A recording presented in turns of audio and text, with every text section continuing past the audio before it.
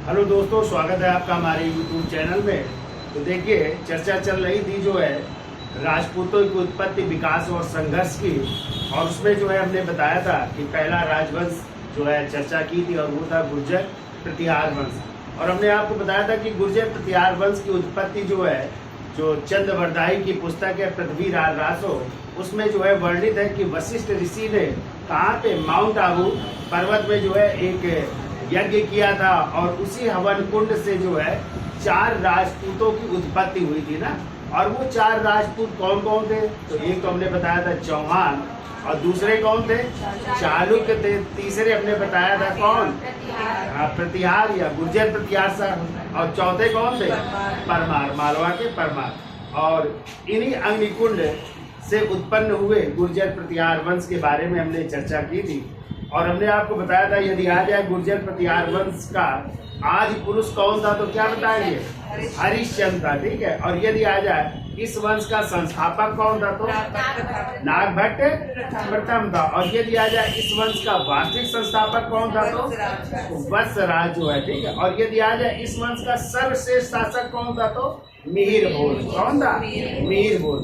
फिर हमने बताया था इनके मूल निवास स्थानों की चर्चा की थी। हमने बताया था ये लोग गुजरात से आए थे, फिर पश्चिमी राजस्थान के भिन्नमाल नामक क्षेत्र में बस गए थे। कुछ इतिहासकारों ने कहा है कि ये लोग का मूल निवास स्थान कहाँ पे था? उज्जैनी भी बताया है, ठीक है। तो उज्जैन में थे, लेकिन इनकी जो प्रारंभिक राजधानी थी वो क्या थी? भिन्नमाल थी। और बाद में इन्होंने जब त्रिकोणात्मक संघर्ष में भाग लिया तो अपनी राजधानी किसको बनाई थी? कन्नौज को। इनकी राजधानी थी, क्या बन गई थी? कन्नौज। तो इस वंश के शासकों की हमने चर्चा कर ली थी और शायद मिहिर भोज तक हम चर्चा कर चुके हैं। तो मिहिर भोज जिनका टाइम कितना है? 836 से लेकर के 890 ईस्वी। तो हमने बताया था मिहिर भोज ने जो है आदि वराह की उपाधि धारण की थी। और ये उपाधि जो है उसके किस अभिलेख से मिलती है? ग्वालियर अभिलेख से। किस अभिलेख से? ग्वालियर। और दूसरी उपाधि उसने धारण की थी प्रभास की। कौन सी? और ये उपाधि कहाँ से मिलती है? दौलतपुर अभिलेख से प्राप्त होती है। फिर हमने आपको बताया था कि मिहिर भोज को विष्णु का अवतार माना जाता है। किसका अवतार? विष्णु का अवतार माना जाता है। और इसी के शासन काल में 851 ईस्वी में कौन? अरब यात्री कौन? सुलेमान भारत आया था। और उसने मिहिर भोज को क्या कहा है? जुज। क्या कह करके संबोधित किया? जुज या बरुआ कह करके जो है संबोधित किया है। तो याद रखिएगा, सुलेमान इसी के दरबार में, इसी के शासन काल में आ रहा है। और मिहिर भोज को और किस नाम से जाना जाता है? किसका शत्रु कहा जाता है? इस्लाम का घोर शत्रु भी कहा जाता है, ठीक है। तो कल के टॉपिक में यहाँ तक चर्चा हो चुकी थी। आज जो है अब मिहिर भोज का बेटा अगला शासक बन रहा है, जिसका नाम है क्या? महेंद्र पाल। और महेंद्र पाल का टाइम है 890 से लेकर के 910, ठीक है। तो पहले उपाधि लिख लीजिए। देखिए कि महेंद्र पाल की कौन कौन सी उपाधियां थी। उपाधि लिखिए इसकी। पहली उपाधि लिखिए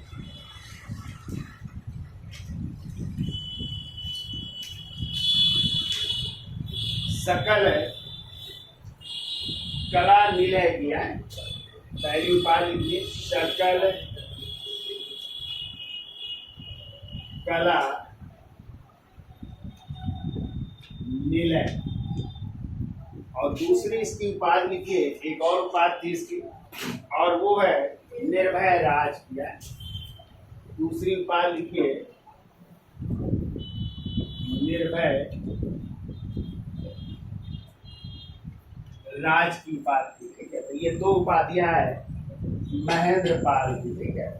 तो महेंद्र पाल किसका पुत्र था? यानी पिता का नाम लिखिए। पिता का नाम था मिहिर भोज। मिहिर भोज का पुत्र था। पिता का नाम लिखिए मिहिर भोज, ठीक है। इस समय जो है इसकी राजधानी थी, जो राजधानी है कन्नौज। और कहते हैं इस समय कन्नौज जो राजधानी थी वो हिंदी संस्कृत एवं सभ्यता का केंद्र थी। ठीक है, हिंदी संस्कृति व सभ्यता का केंद्र, सभ्यता का केंद्र, यानी हिंदी का बहुत विकास हुआ। तो हिंदी संस्कृति व सभ्यता का केंद्र थी राजधानी कन्नौज। ठीक है, अब देखिए अगला पॉइंट लिखिए, महेंद्र पाल के दरबार में, महेंद्र पाल के दरबार में, दरबार में कौन रहते थे? तो देखो राजशेखर, राजशेखर ऐसे भी लोग। महेंद्र पाल के दरबार में कर्पूर मंजरी, काव्य मीमांसा, विद्यशाल भंजिका के लेकर कौन? राजशेखर निवास करते थे। कौन कौन सी किताबें इनकी? देखो काव्य मीमांसा, दूसरी है कर्पूर मंजरी, और सारी किताबें इनकी, मेरी में 2-3 लिख लो आप, कर्पूर मंजरी, और तीसरी लिख लो विद्यशाल भंजिका।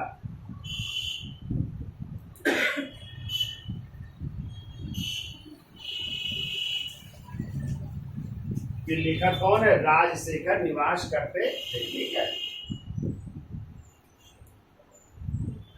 अब देखिए इन्हीं राजशेखर ने, देखो अगला पॉइंट, राजशेखर ने महेंद्र पाल को, महेंद्र पाल को, हमने आपको पीछे भी बताया था, रघुकुल तिलक, रघुकुल तिलक, या बताया था रघुवंशी कहकर संबोधित किया है। रघुकुल तिलक, रघुवंशी या रघु ग्रामणी भी कह सकते हैं, रघु ग्रामणी या निर्भय राज भी कह सकते हैं, निर्भय राज कह करके संबोधित किया है। तो किसने कहा है? राजशेखर ने महेंद्र पाल को रघुकुल तिलक, रघुवंशी, रघु ग्रामणी या निर्भय राज कह करके संबोधित किया है। एक और पॉइंट को देखो, राजशेखर की पुस्तक प्रबंध कोश में, एक राजशेखर की पुस्तक है, देखो राजशेखर की पुस्तक प्रबंध कोश में या प्रबंध कोश से चंदेल राजवंशों के विषय में जानकारी प्राप्त होती है। चंदेल राजवंशों के विषय में जानकारी प्राप्त होती है, विषय में जानकारी प्राप्त होती है। देखो राजशेखर की पुस्तक प्रबंध कोश से चंदेल वंश के विषय में या चंदेल वंश के इतिहास की जानकारी प्राप्त होती है। ठीक है, कितनी चीजें याद रखना है महेंद्र पाल के बारे में, तो उपाधियां याद रहेंगी, सकल कला निलय, और दूसरी निर्भय राज। पिता का नाम क्या था? मेन वो राजधानी क्या थी? कन्नौज, जो हिंदी संस्कृति व सभ्यता का केंद्र बन चुकी थी इस समय। और महेंद्र पाल के दरबार में कौन रहते थे? राजशेखर, जिनकी कई पुस्तकें हैं, कर्पूर काव्य मीमांसा, कर्पूर मंजरी, विद्यशाल भंजिका। और इसी राजशेखर ने जो है महेंद्र पाल को क्या कहा है? रघुकुल तिलक, रघुवंशी, रघु ग्रामणी या निर्भय राज कह करके संबोधित किया है। जबकि राजशेखर की पुस्तक है प्रबंध कोश में चंदेल राजवंशों के इतिहास के बारे में जानकारी प्राप्त हुई। अब महेंद्र पाल के बाद जो है अगला शासक बन रहा है महिपाल। तो हेडिंग डालिए महिपाल, इसका स्क्रीनशॉट ले लो। चलिए अगली हेडिंग डाल लीजिए महिपाल। टाइम लिखिए 912 से 943, टाइमिंग देखिए अलग अलग है, कहीं 914 से 943 मिलेगा। तो चलिए इनकी उपाधि लिखते हैं पहले महिपाल की। तो लिखिए उपाधि, तो इनकी पहली उपाधि लिखिए, इन्हें आर्यावर्त का महाराजा धीराज कहा जाता है। आर्यावर्त का महाराजाधिराज।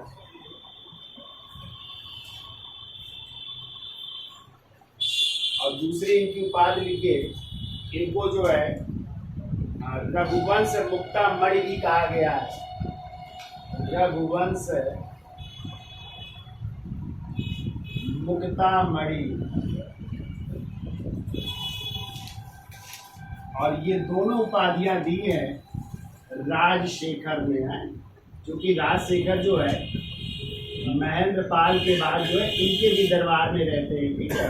तो ये राजशेखर जिनकी पुस्तकें कौन कौन सी दी, कर्पूर मंजरी, काम मीमांसा, उन्होंने इनको ये उपाधियां दी है। क्या क्या? आर्यावर्त का महाराजाधिराज कहा है और रघुवंश मुक्तामणि कहा है, ठीक है। अब देखिए सबसे ज्यादा इम्पोर्टेंट है महिपाल के बारे में कि इसी के शासन काल में अरब यात्री आया था और उसका नाम था अल-मसदी।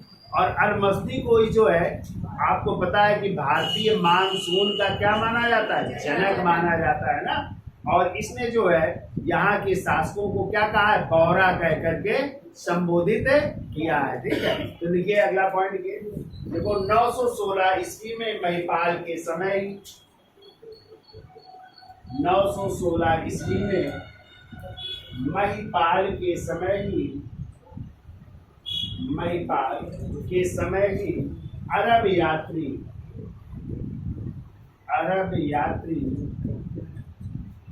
अल-मसूदी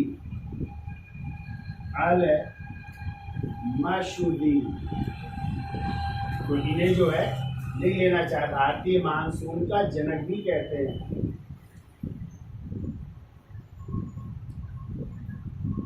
का जनक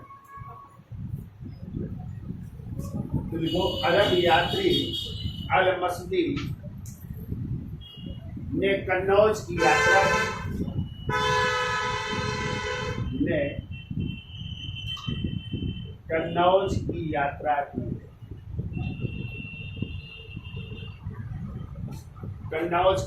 की।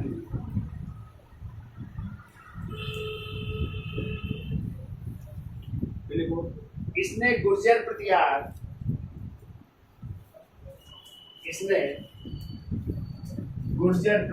को गुर्जर प्रतिहार को गुर्जर और यहाँ के शासकों को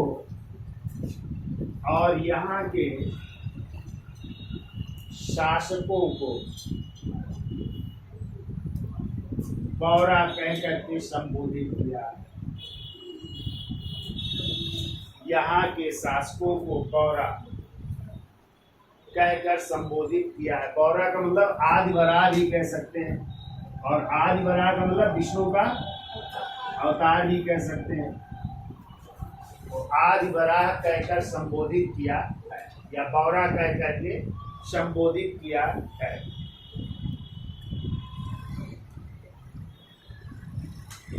देखिए महिपाल के दरबार में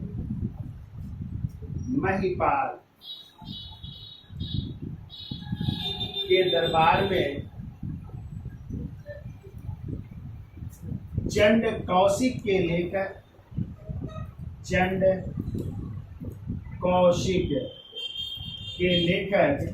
क्षेमेश्वर निवास करते थे। महिपाल के दरबार में चंड कौशिक के लेखक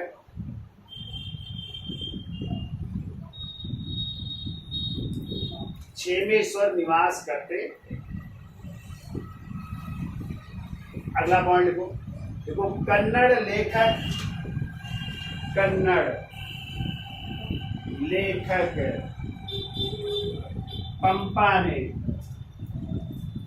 पंपा पुन्ना और रन्ना, ये कन्नड़ साहित्य के त्रिरत्न माने जाते हैं, ठीक है।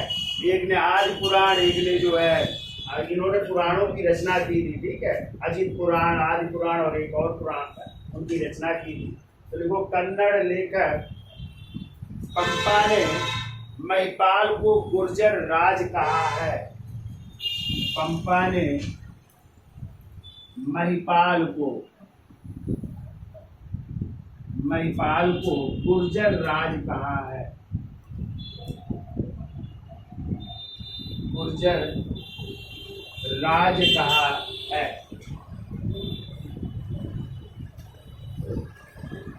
ठीक है। अब देखिए इसके बाद क्रमशः जो है इसके उत्तराधिकारी इतने शक्तिशाली नहीं थे, तो लिखिए अगला पॉइंट जो है, देखो महिपाल के बाद क्रमशः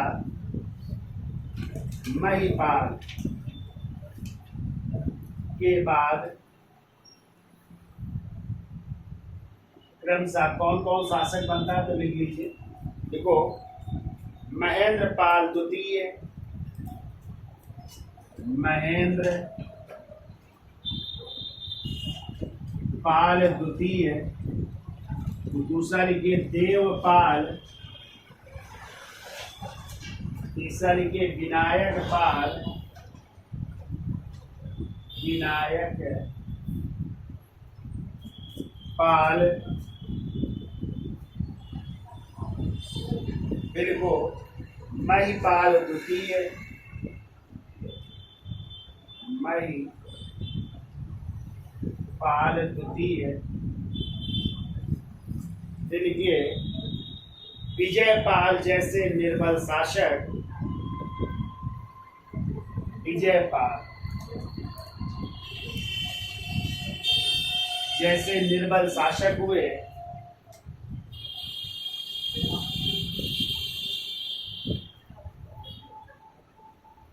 विजयपाल जैसे निर्बल शासक हुए, और इन्हीं के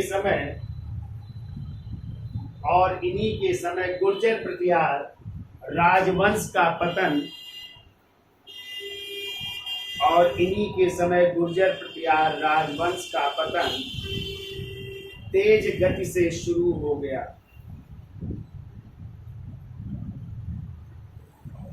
तेज गति से शुरू हो गया। तेज गति से शुरू हो गया। अब देखिए विजयपाल के बाद राज्यपाल कन्नौज का अगला शासक बना। विजयपाल के बाद राज्यपाल कन्नौज का अगला शासक बना। अगला शासक बनना है राज्यपाल। राज्यपाल कन्नौज का अगला शासक बना।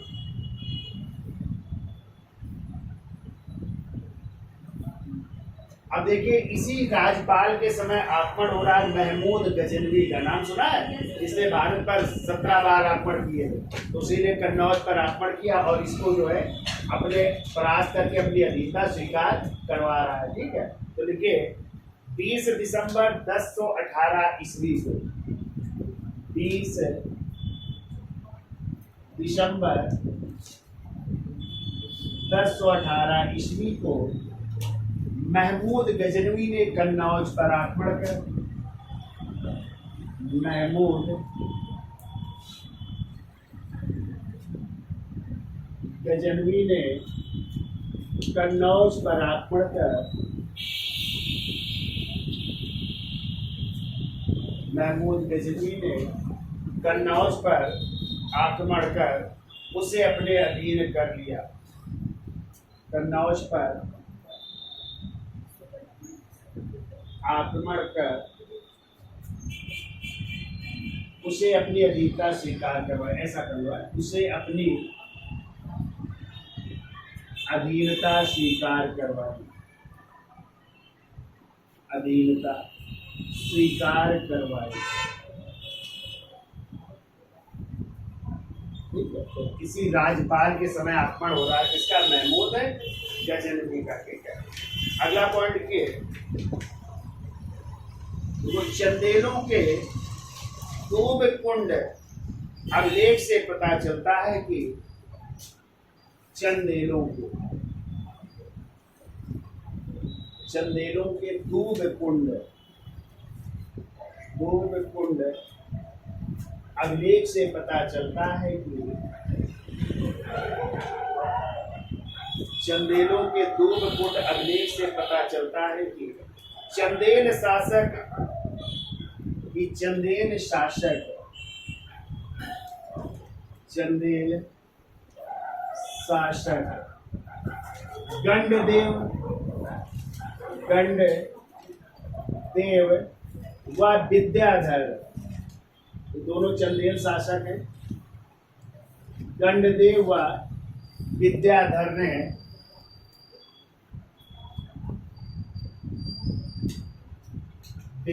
ने देखो आगे, राज्यपाल की हत्या कर दी।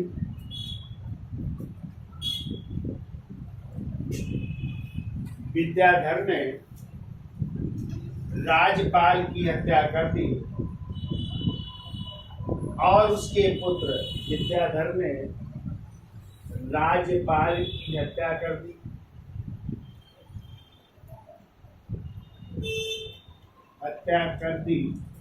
और उसके पुत्र त्रिलोचन पाल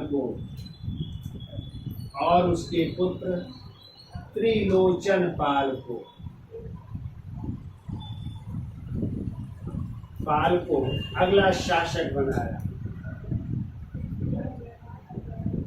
और उसके पुत्र त्रिलोचन पाल को वहां का शासक बनाया या अगला शासक बनाया। अगला पॉइंट को त्रिलोचन पाल का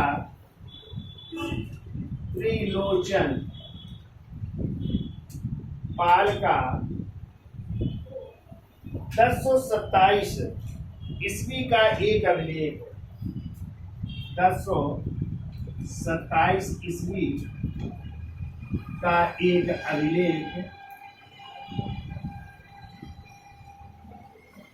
अभिलेख झूसी उत्तर प्रदेश से प्राप्त हुआ है। झूसी, और झूसी पड़ता है आपका प्रयागराज में है। प्रयागराज उत्तर प्रदेश से प्राप्त हुआ है।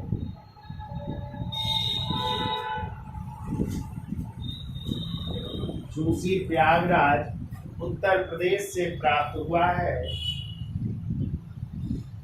जिसमें उसको परम भट्टारक कहा गया है। जिसमें त्रिलोचन पाल को परम भट्टारक कहा गया है। जिसमें त्रिलोचन पाल को परम भट्टारक कहा गया, परम भट्टारक कहा गया। अगला पॉइंट को देखो, 1027 ईस्वी में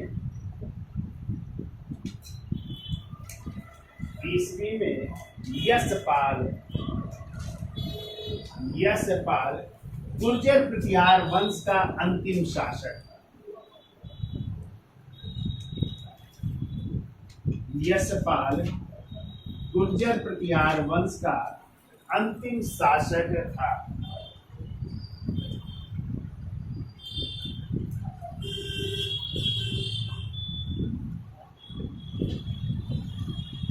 ठीक है, अंतिम शासक था। और लिखो, और 1090 ईस्वी में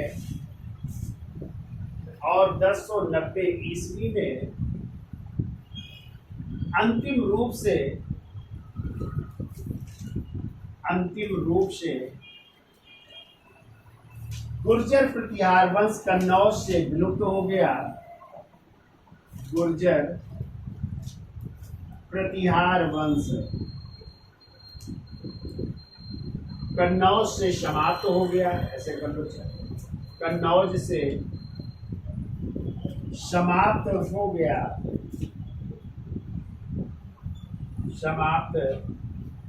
हो गया और कन्नौज में एक नया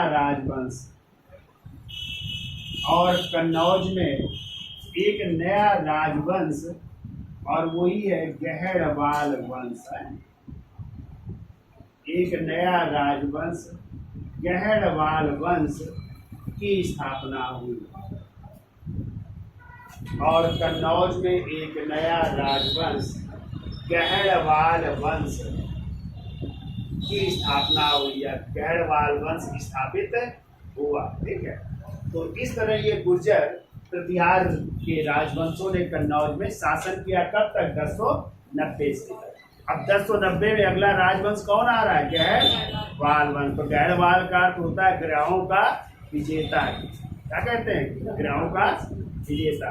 और इसी वंश के कई शासक हैं जिसमें आप लोग पढ़ेंगे गोविंद चंद, ठीक है, शक्तिशाली शासक होगा। और अंतिम शासक होगा जयचंद, और इसी जयचंद को पराजित करेंगे चंदावर के युद्ध में 1194 ईस्वी में। कौन? मोहम्मद घोरी पराजित करेगा। तो उसकी भी चर्चा कर लेते हैं। तो हेडिंग डाल लीजिए गहड़वाल वंश, इसका स्क्रीनशॉट ले लो। आगे चलो। तो देखिए कन्नौज में अगला राजवंश है और वो है गहड़वाल वंश। तो ये जो गहड़वाल शासक थे ये जो है गुर्जर प्रतिहार शासकों के क्या थे? सामंत हुआ करते थे, ठीक है। और गुर्जर प्रतिहार वंश के समाप्त के बाद या उसके पतन के बाद जो है इस राजवंश की स्थापना हुई थी। पहला तो पॉइंट ये गहड़वाल का अर्थ क्या होता है? तो देखो गहड़वाल का अर्थ है, गहड़वाल का अर्थ है ग्रहों का विजेता। ग्रहों का विजेता, ठीक है। तो क्यों ग्रहों का विजेता कहा जाता है? तो कहते हैं इनकी उत्पत्ति हुई थी, उत्पत्ति लिख लो, यायात ऋषि द्वारा। यायात ऋषि द्वारा इनकी उत्पत्ति मानी जाती है। और कहते हैं यायात ऋषि वो हैं जिन्होंने शनि ग्रह पर विजय प्राप्त की है। शनि ग्रह के विजेता हैं ये, शनि ग्रह के विजेता, ठीक है। इसलिए इस वंश को जो है क्या कहते हैं? ग्रहों का विजेता या गहड़वाल, ठीक है। तो शनि ग्रह पर किसने विजय प्राप्त की थी? यायात ऋषि ने। कहते हैं इन्होंने शनि ग्रह पर विजय प्राप्त की थी, इसलिए जो है इसका नाम पड़ा गहड़वाल। और गहड़वाल का अर्थ ही होता है ग्रहों का विजेता, ठीक है। तो देख लो, तो गहड़वाल शासक प्रारंभ में, गहड़वाल शासक प्रारंभ में गुर्जर प्रतिहारों के सामंत थे। गुर्जर प्रतिहारों के सामंत, ठीक है। अब देखिए इस वंश का संस्थापक कौन था? तो चंद्रदेव थे। तो लिखिए संस्थापक, लिखिए संस्थापक कौन थे? चंद्रदेव हैं, चंद्रदेव। और कब इन्होंने स्थापना की? तो समय लिख लो, हमने पीछे पढ़ाया था 1090 ईस्वी में जो है इन्होंने गहड़वाल वंश की स्थापना की, ठीक है। अब इनका लिख लो मूल निवास स्थानीय, कहाँ के रहने वाले, मूल निवास लिखिए। तो आप लोग विंध्याचल गए हो कभी? नहीं गए? तो बोलो विंध्याचल पर्वतमाला के पास के रहने वाले थे। तो मिर्जापुर गए हो कभी? इलाहाबाद प्रयागराज के बाद अगला जिला कौन सा है? मिर्जापुर में ही है, विंध्यवासिनी देवी है ना, बहुत बड़ा मंदिर है देवी का। तो कहते हैं वहीं के थे ये, विंध्याचल का पर्वतीय जो है वन प्रांत था, वहीं से थे। विंध्याचल के पर्वतीय भाग से थे, वहाँ के रहने वाले थे लोग। फिर को प्रारंभिक राजधानी, प्रारंभिक राजधानी पहले बनारस थी। प्रारंभिक राजधानी, पहली राजधानी क्या थी? बनारस, यानी पहले शासन करते थे बनारस। और फिर इन्होंने अपनी राजधानी कन्नौज पर अधिकार कर लिया। तो राजधानी किसको बना ली? कन्नौज। दूसरी राजधानी बन रही है कन्नौज को, ठीक है। फिर देखो प्रतापी शासक इस वंश का कौन सा था? प्रतापी शासक था इस वंश का गोविंद चंद्र। गोविंद चंद्र इस वंश का सबसे प्रतापी शासक हुए हैं। और यदि अंतिम शासक की बात की जाए तो लिख लो अंतिम शासक। और अंतिम शासक थे हरिश्चंद्र है, हरिश्चंद्र।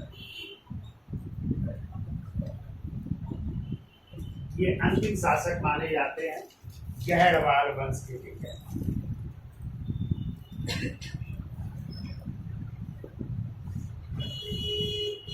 नोट कर लिए। देखिए अगला पॉइंट देखो, चंद्रावली अभिलेख से एक अभिलेख मिला है। चंद्रावली देखो, चंद्रावली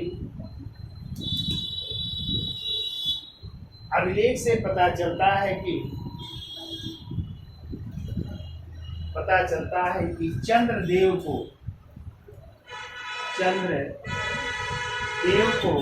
परम भट्टारक, चंद्रदेव को परम भट्टारक महाराजा धीराज कहा गया है। परम भट्टारक महाराजा धीराज कहा गया है। परम भट्टारक महाराजा धीराज कहा गया है तथा इसे चारों दिशाओं का स्वामी अर्थात चंद्रादित्य भी कहा गया है। चंद्रादित्य भी कहा गया है, यानी चारों दिशाओं का स्वामी कहा गया है। चारों दिशाओं का स्वामी, चारों दिशाओं का स्वामी अर्थात चंद्रादित्य कहा गया है। चंद्रादित्य कहा गया है। ये है चंद्रदेव के बारे में जो इस वंश के संस्थापक। ठीक है, अब चंद्रदेव के बाद जो है इस वंश के शासककार हैं जिनका नाम है मदन पाल। तो हेडिंग डाल दीजिए मदन पाल, इसका स्क्रीनशॉट ले लो। तो चलिए देखिए, अगले शासक हो रहे हैं मदन पाल, जो किसके बेटे चंद्रदेव के पुत्र हैं। तो देखो, पिता का नाम था चंद्रदेव, पिता का नाम है चंद्रदेव। और मदन पाल को लिखिए अगला पॉइंट, मदन पाल को या मदन पाल आयुर्वेद के, देखो मदन पाल आयुर्वेद के ज्ञाता थे। आयुर्वेद के ज्ञाता, आयुर्वेद के ज्ञाता थे। अगला पॉइंट लिखो, देखो मदन पाल के शासनकाल में गजनी के सुल्तान, मदन पाल के शासनकाल में गजनी के सुल्तान, गजनी के सुल्तान मसूद तृतीय ने आक्रमण किया। मसूद तृतीय ने आक्रमण किया।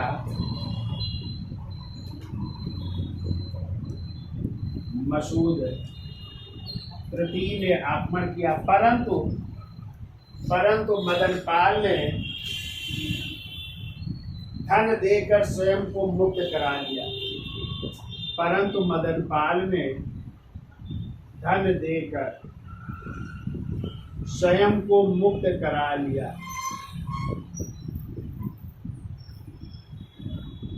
तो धन दे दिया और स्वयं को क्या कर लिया, मुक्त करा लिया। ठीक है, तो ये है मदन पाल है। अब देखिए, मदन पाल के बाद जो है उनका पुत्र अगला शासक बन रहा है जिसका नाम है गोविंद चंद्र, जो इस वंश का सर्वाधिक शक्तिशाली शासक है। तो हेडिंग डाल लीजिए गोविंद चंद्र, गोविंद चंद्र। और गोविंद चंद्र का टाइम लिखिए 1114 से 1155 ईस्वी, 1114 से 1155 ईस्वी, 1114 से 1155। तो देखिए पिता का नाम क्या था? पिता का नाम है मदन पाल है, मदन पाल। और इस वंश का सर्वाधिक शक्तिशाली शासक भी है। इसकी उपाधि लिखिए, गोविंद चंद्र की उपाधि लिखिए। इसकी उपाधि ये लिखो, विविध विद्या विचार वाचस्प। विविध विद्या विचार वाचस्प। विविध विद्या विचार वाचस्प, ठीक है, ये इसकी उपाधि है। अब इनकी पत्नी का नाम था, यानी गोविंद चंद्र की पत्नी है कुमार देवी। कुमार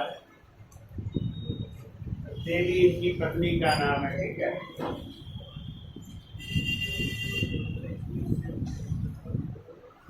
और इनका उल्लेख मिलता है सारनाथ अभिलेख से। कुमार देवी का अभिलेख है सारनाथ अभिलेख में, ठीक है। और इसी अभिलेख से जानकारी मिलती है कि तुर्को यानी तुर्कों से बनारस की रक्षा की थी, ठीक है। इन्होंने तुर्क का मतलब होता है तुर्कों से बनारस की रक्षा की। पहले राजधानी क्या थी इनकी? बनारस थी ना, बनारस की रक्षा की। तुर्को यानी तुर्कों से बनारस की रक्षा की। अगला पॉइंट को, इन्हें हरिहर या विष्णु का अवतार कहा जाता है। देखो गोविंद चंद्र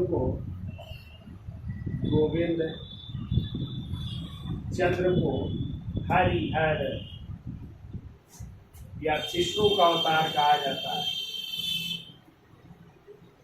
विष्णु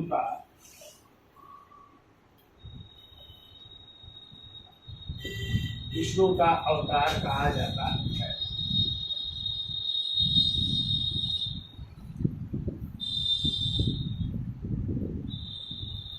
अगला पॉइंट को, गोविंद चंद्र ने आधुनिक पश्चिमी बिहार, गोविंद चंद्र ने आधुनिक पश्चिमी बिहार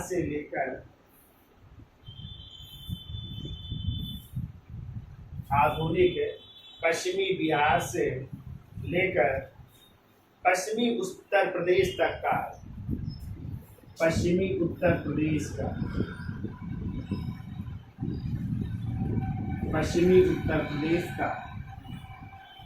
समस्त भाग अधीन करके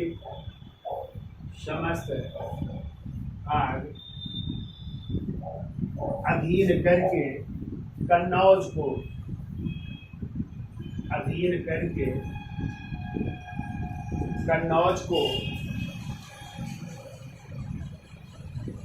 जैसा देखो, कन्नौज के प्राचीन गौरव को पुनः स्थापित किया। कन्नौज के प्राचीन गौरव को पुनः स्थापित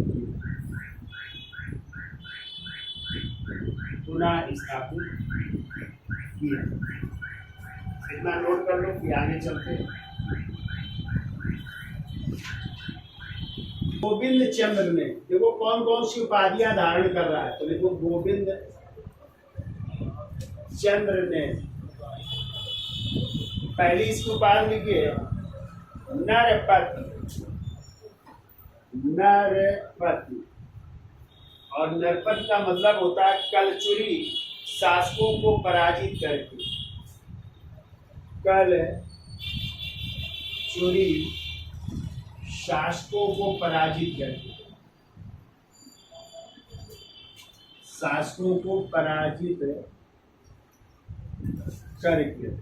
कौन सी उपाधि धारण की? नरपति।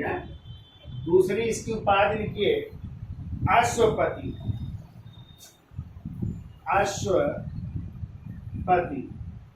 और ये उपाधि धारण कर रहा है गुर्जर प्रतिहार शासकों को पराजित करके। गुर्जर प्रतिहारों को पराजित करके।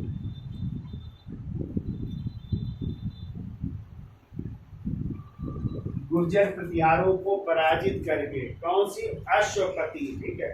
फिर लिखो गजपति, तीसरी लिखिए गजपति।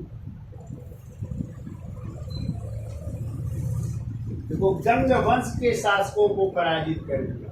उड़ीसा में था गंग वंश, तो गंग वंश के शासकों को पराजित कर दिया, शासकों को पराजित कर। एक गजपति की उपाधि धारण की, ठीक है। फिर देखो राज त्रिपाधिपति, राज त्रिपाधिपति, राज्य, सॉरी ऐसे राज्य राज त्रिपाधिपति, राज त्रिपाधिपति। इसका मतलब है देखो 3 राज्यों का अधिपति, 3 राज्यों का अधिपति की उपाधि धारण की। तो 3 राज्य कौन कौन से जीत रहा है? देखो नरपति, यानी इन राजाओं को पराजित करके, फिर गुर्जर प्रतिहारों को पराजित करके अश्वपति, और गंग वंश के राजाओं को पराजित करके गजपति। तो इस तरह उसने राज त्रिपाधिपति की उपाधि धारण की, यानी 3 राज्यों का क्या कहलाया? अधिपति कहलाता है, ठीक है।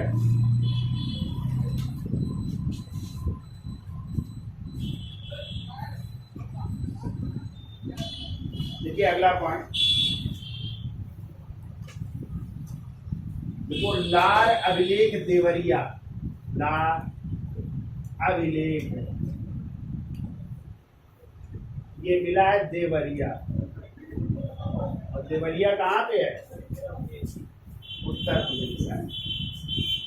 एवं मनेर अभिलेख, एवं मनेर अभिलेख, और मनेर अभिलेख मिला है गया बिहार से, है गया बिहार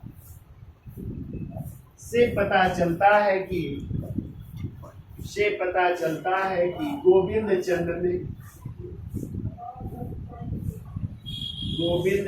ने पाल शासक मदन पाल को पराजित किया। पाल शासक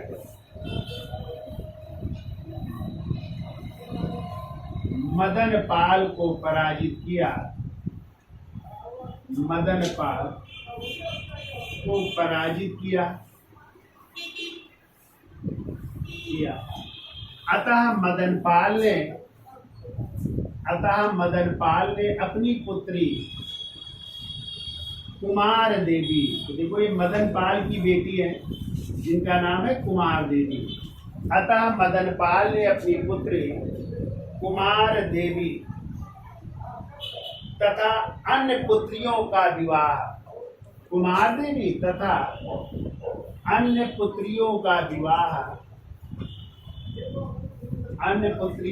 विवाह गोविंद चंद्र के साथ कर दिया, गोविंद चंद्र के साथ कर दिया।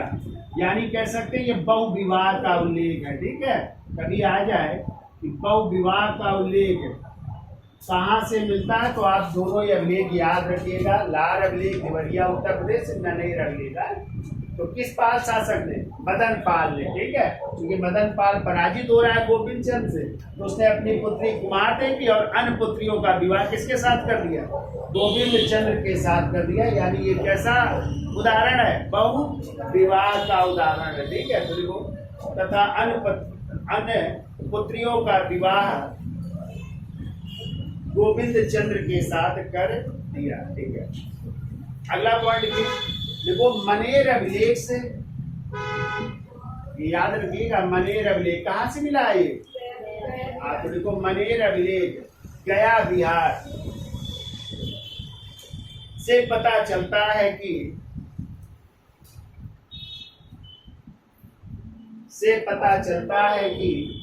गोविंद चंद्र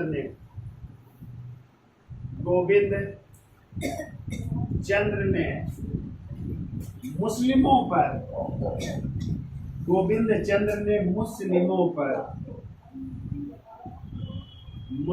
पर कौन सा टैक्स लगाया? तुरुस्क दंड है, तुरुस्क दंड नामक कर लगाया था। तुरुस्क दंड नामक टैक्स या कर लगाया था। तुरुस्क दंड नामक कर लगाया, यानी उसने मुस्लिमों से भी क्या वसूला? जजिया कर, यानी एक टैक्स वसूला। ठीक है, तो ये और इसकी जानकारी किस अभिलेख से मिलती है? मलेर अभिलेख से प्राप्त होती है।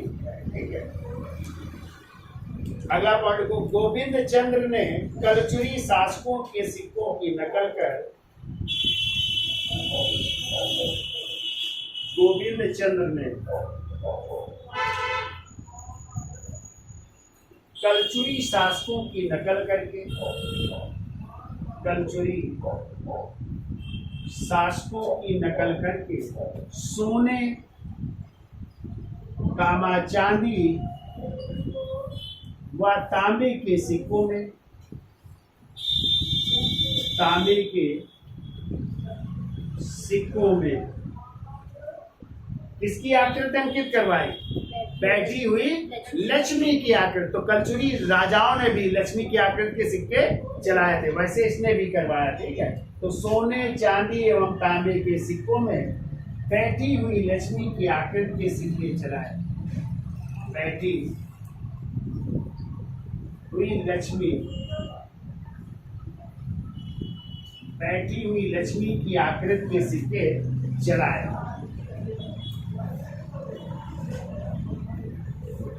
ठीक है, बैठी हुई लक्ष्मी की आकृति के सिक्के चलाए। अगला पॉइंट, कुमार देवी बौद्ध धर्म की अनुयायी थी, जिनकी पत्नी थी कुमार देवी। देखो, कुमार देवी बौद्ध धर्म की अनुयायी थी, बौद्ध धर्म की अनुयायी थी। अतः इन्होंने सारनाथ में, अतः इन्होंने, अभी हमने बताया था, सारनाथ में धर्म चक्र जिन विहार की स्थापना की है। कई बार क्वेश्चन आया, याद रखिएगा, धर्म चक्र जिन विहार की स्थापना की, यानी बौद्ध भिक्षुओं के रहने के लिए जो है एक विहार बनवा रही है, जिसका नाम है धर्म चक्र जिन विहार की स्थापना की। किसने की?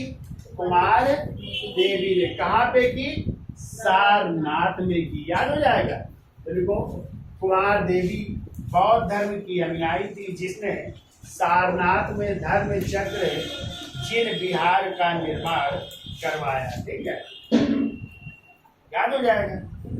अब देखो, इनके मंत्री थे जिनका नाम था लक्ष्मीधर, युद्ध मंत्री थे लक्ष्मीधर, जिन्होंने एक किताब लिखी है कृत्य कल्प तरु, बहुत पूछी जाती है। ठीक है, इसका स्क्रीनशॉट ले लो, कि आगे चलते हैं।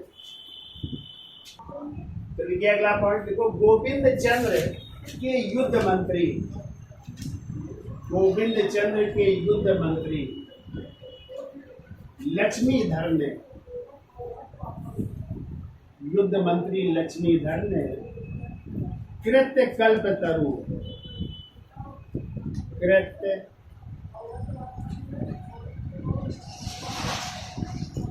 कल्प तरु नामक ग्रंथ की रचना की। कृत्य कल्प तरु नामक ग्रंथ की रचना की। इसमें 14 अध्याय लिख लेना है। 14 अध्याय में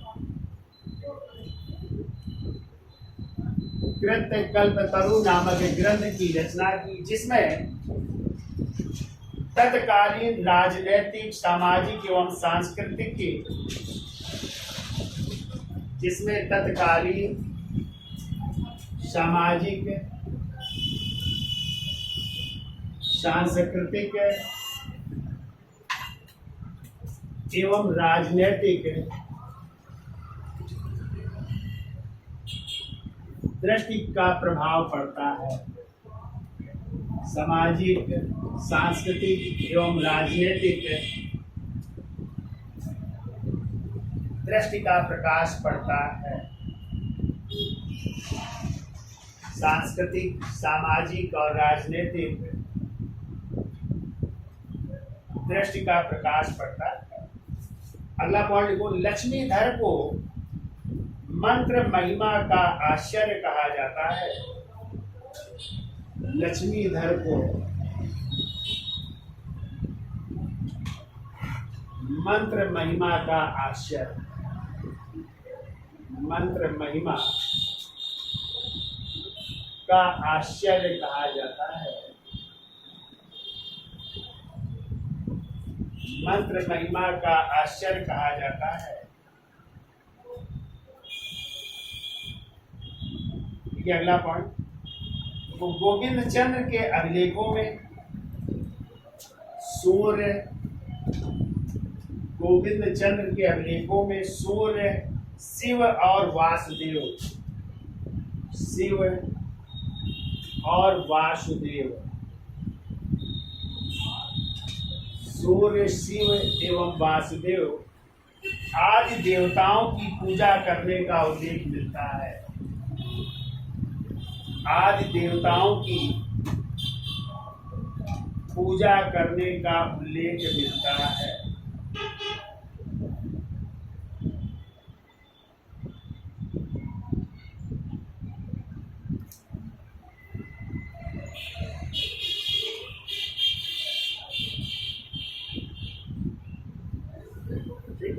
अब हेडिंग डाल लीजिए, अगला शासक बन रहा है विजय चंद्र। हेडिंग डाल लीजिए विजय चंद्र, और विजय चंद्र का टाइम है 1155 से 1169 ईस्वी।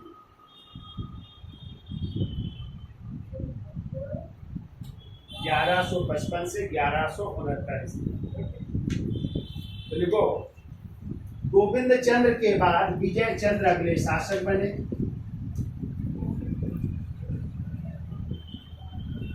गोविंद चंद्र के बाद विजय चंद्र अगले शासक बने,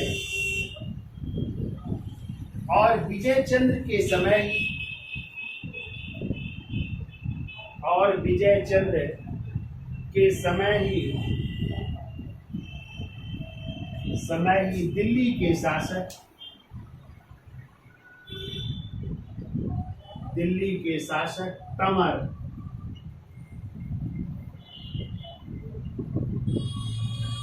दिल्ली के शासक तंवर ने गहड़ वालों के स्थान पर, गहड़ वालों के स्थान पर चौहानों का सामंत हो गया। अजमेर में थे ना चौहान, तो चौहानों का सामंत हो गया। यानी जो दिल्ली का शासक है तंवर है, इसने जो है पहले किसके अधीन था, गहड़वालों के। अब उसने गहड़वालों का साथ छोड़ करके किसका सामंत बन गया, चौहान राजाओं का। चौहान राजा कहाँ से शासन कर रहे हैं उस समय, अजमेर। कहाँ से, अजमेर से। ठीक है, तभी चर्चा करेंगे उसकी। और इस वंश का अंतिम शासक है, हेडिंग डाल लीजिए जयचंद। हेडिंग डालिए जयचंद, और यही जयचंद है जिसको 1194 में चंदावर के युद्ध में कौन, मोहम्मद गोरी पराजित करेगा और कन्नौज में उसका अधिकार हो जाएगा। ठीक है, और इसी की बेटी थी संयोगिता, जिसका अपहरण कर ले गया था कौन, पृथ्वीराज चौहान, जिसे राय पिथौरा या पृथ्वीराज तृतीय कहा जाता है। ठीक है, तो उसने स्वयंवर किया था ना, तो कहते हैं पृथ्वीराज चौहान को नहीं बुलाया था, और इस कारण चौहान नाराज था और उनकी बेटी उससे प्रेम करती थी। तो कहते हैं जब हुआ वहां पे स्वयंवर की प्रथा, तो पृथ्वीराज चौहान आया और वो जो है उसको उठा ले गया, इसी वजह से नाराज था। लेकिन बाद में मोहम्मद गोरी ने उसको पराजित किया और कन्नौज पर अधिकार कर लेता है चंदावर के युद्ध में। तो हेडिंग डाल लीजिए जयचंद। टाइम को 1170 से 1194 ईस्वी। तो ये गहड़वाल वंश का अंतिम शासक है। ठीक है, जयचंद 1170 से 1194 ईस्वी। तो देखो, जयचंद ने कन्नौज में राजसी यज्ञ, जयचंद ने कन्नौज में कन्नौज में राजसूय यज्ञ एवं अपनी पुत्री संयोगिता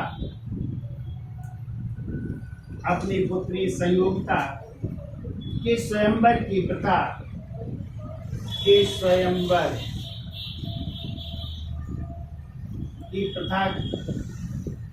स्वयंवर प्रथा की है।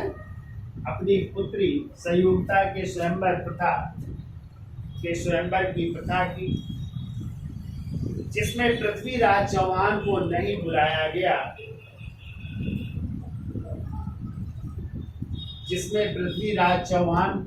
बुलाया गया, अतः पृथ्वीराज चौहान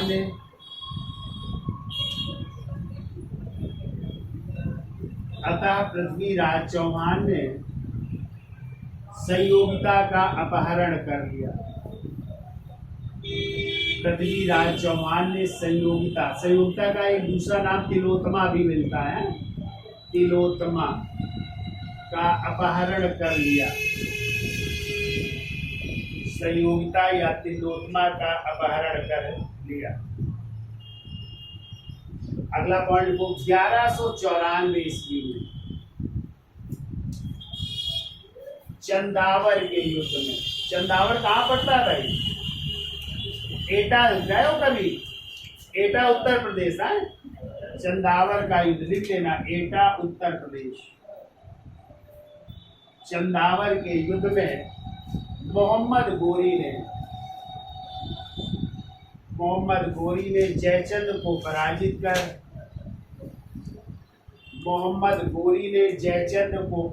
कर कन्नौज पर अधिकार कर लिया।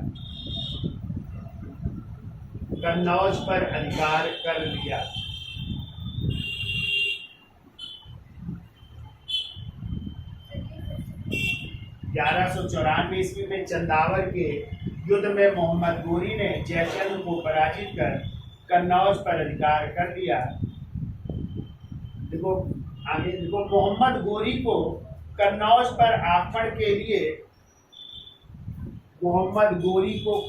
पर आक्रमण करने के लिए जयचंद्र की एक रखैल उसका नाम था सुभाग्रा देवी ने आमंत्रित किया था। रखैल सुभाग्रा देवी ने आमंत्रित किया था। यानी मोहम्मद गोरी को किसने आमंत्रित किया था? सुभाग्रा देवी, जो किसकी रखैल थी? जयचंद की। तो जयचंद की रखैल सुभाग्रा देवी ने आमंत्रित किया था।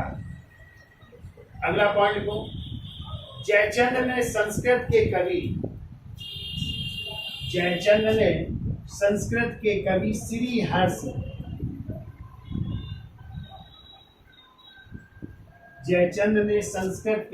श्रीहर्ष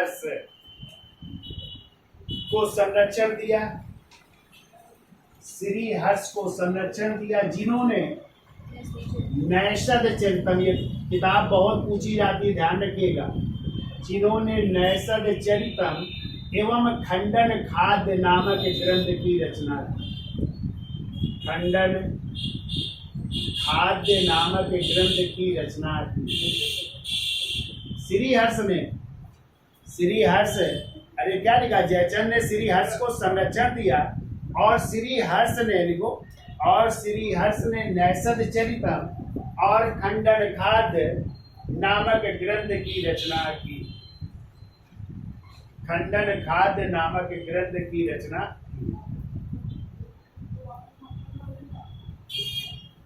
अब देखो, इस वंश का अंतिम शासक कौन था? हरिश्चंद्र था। देखो, इस वंश का अंतिम शासक हरिश्चंद्र था। इस वंश का अंतिम शासक हरिश्चंद्र था, जिसे मोहम्मद गोरी के सेनापति कुतुबुद्दीन ऐबक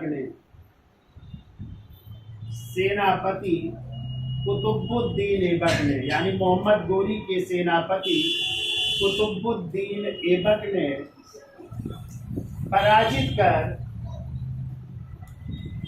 कन्नौज को अंतिम रूप से अपने अधीन कर लिया। कन्नौज को अंतिम रूप से अपने अधीन कर लिया, यानी अब अंतिम रूप से कन्नौज पर अधिकार हो जा रहा है किसका? मोहम्मद गोरी और उनके सेनापति कुतुबुद्दीन ऐबक का। ठीक है,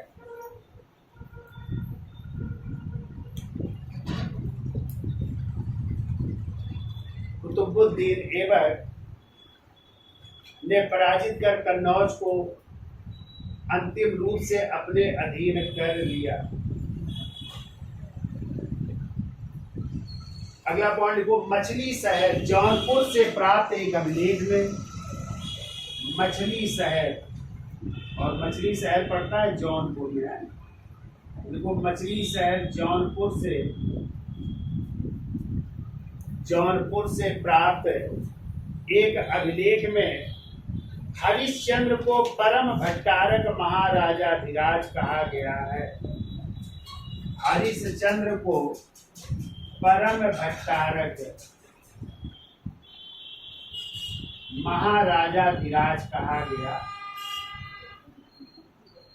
परम भट्टारक महाराजाधिराज कहा गया।